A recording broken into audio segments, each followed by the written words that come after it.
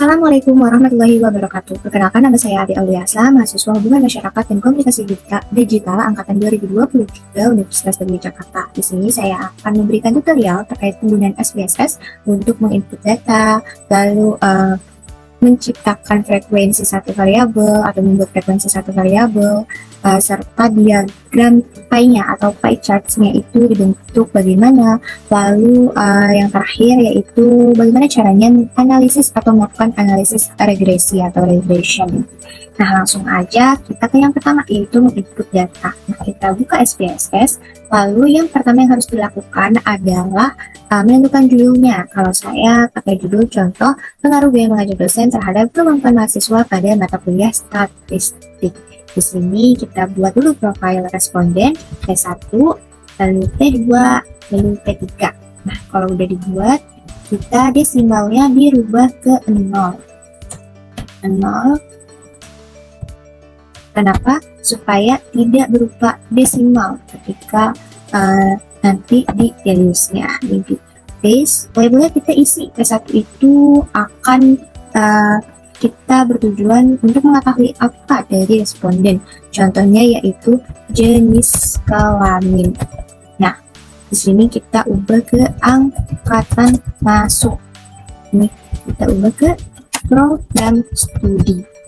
Values-nya kita di sini buat pilihannya dari label, yaitu value-nya itu bisa berupa angka laki, labelnya contohnya laki-laki, DF 2 itu perempuan, DF juga oke. Habis itu yang angkatan masuk kita buat ini tuh satunya 2020, 2021, 3,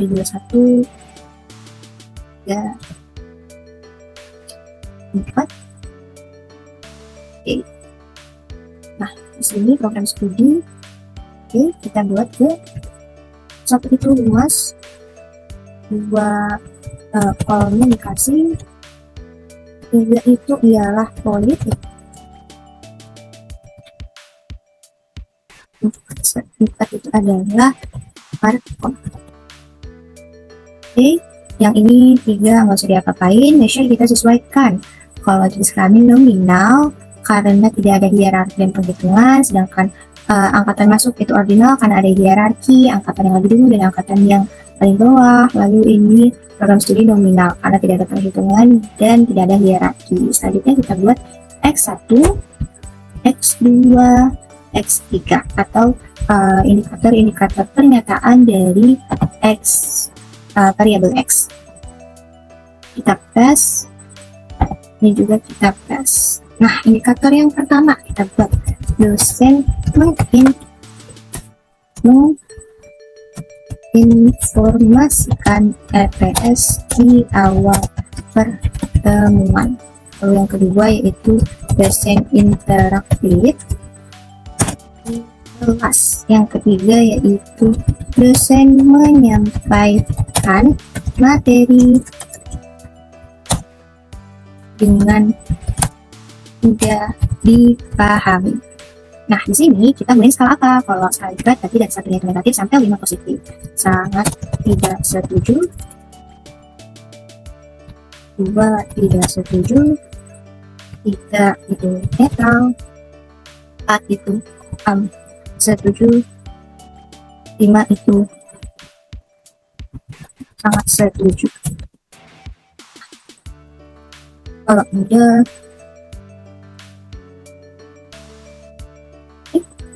oke, 5 itu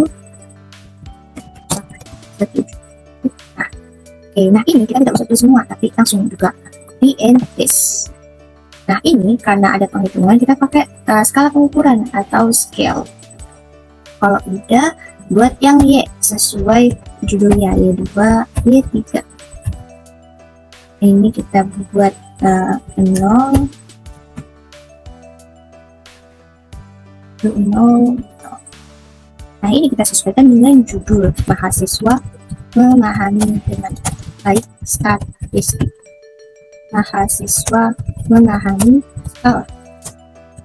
Mahasiswa aktif berdiskusi. Oke, terus di sini kita blok karena masih sama ya teman-teman. Terus kita paste. Nah, ini kita coba juga ke scale. berubah ke scale, terus berubah ke scale. Nah, ini diperhatikan dulu apakah sudah sama semua, sudah terisi semua. Kalau sudah, kita lihat ini kan vertikal P1 sampai 3. Kita beralih ke data view dan ini horizontal.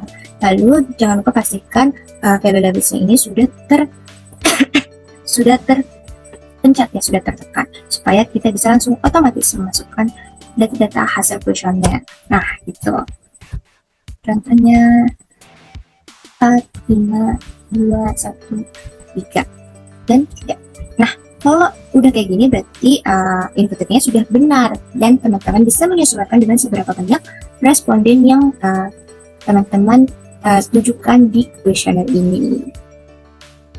Oke, lanjut yang kedua yaitu bagaimana cara menentukan frekuensi dan diagram atau chart I. Di sini kita siapkan dulu data yang sudah lengkap, lalu kita ke analyze, descriptive statistic, frequencies. Kita pilih salah satu variabel, pindahkan, pencet statistik, lalu ini yang bagian sini kita centang semuanya. Kalau sudah, ini lanjut, terus tapi yang SE nggak usah, continue. Habis itu charts-nya kita pilih mau apa, tentu pie charts, ubah, oke. Nah, nanti hasilnya akan muncul seperti ini ya teman-teman. Sebentar. Nah, ini akan muncul seperti ini, frekuensinya 2 tabel, lalu ada pie charts-nya di bawah.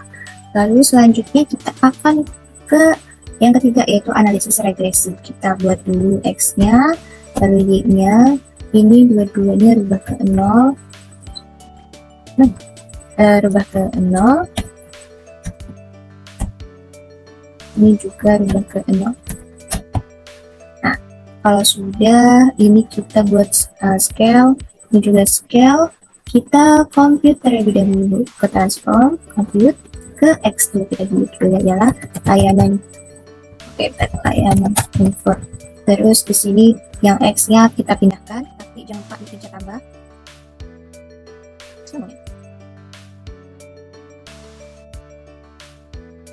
Nah, pencet OK, change.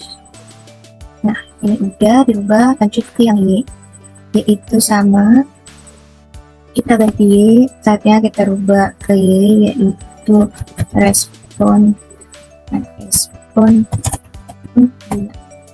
Ini datanya kita rubah, ini 1, terus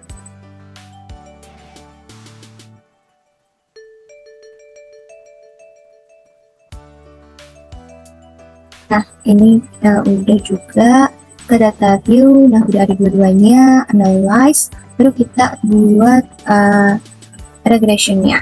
Nah, regressionnya itu di sini pencet linear, lalu kita pilih kalau dependent itu yang Y, itu independent itu yang X.